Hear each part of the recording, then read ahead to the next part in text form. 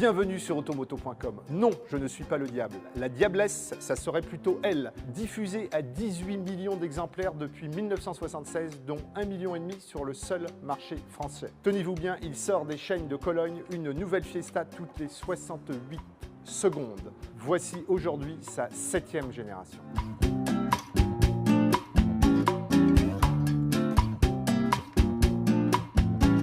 Une 7e génération qui, selon la tendance actuelle, gagne un petit peu en gabarit avec plus 7 cm en longueur, dépassant désormais les 4 mètres à 4,04 m très exactement, se rapprochant ainsi de ces deux grandes concurrentes françaises que sont les Peugeot 208 et Renault Clio. Conserve le style de sa devancière, mais adopte cependant une face avant au niveau du capot, de la calandre et des optiques nettement plus adoucie, moins surdessinée. Outre des équipements de confort et de sécurité très haut de gamme sur lesquels nous reviendrons, cette nouvelle Fiesta est également plus confortable et surtout bénéficie d'une présentation de matériaux plus raffinés à l'image de cette toute nouvelle finition Vignale.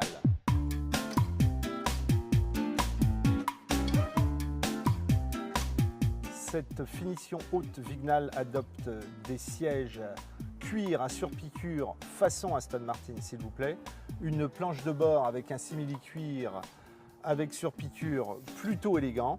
Par contre, comme souvent chez Ford, il ne faut pas trop regarder en partie basse, avec une boîte à gants en plastique très dure. Tout cela est dur, voilà, on n'est pas encore dans très haut de gamme. Pour ce qui est du reste, on a une excellente ergonomie. Les adeptes de l'ancienne Fiesta retrouveront leur marque. Nous avons un tout nouvel écran de 8 pouces sur cette finition haute tactile façon tablette extrêmement commode à utiliser. Sans oublier le fameux système Ford de commande vocale Sync 3 qui permet de commander la grande majorité des fonctions de confort notamment comme le GPS.